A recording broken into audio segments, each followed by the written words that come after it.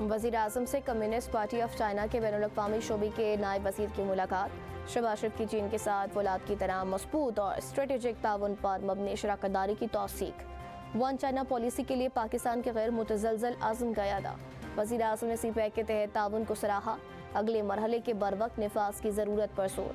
सदर Xi Jinping रवां साल दौरा पाकिस्तान की दावत का यादा।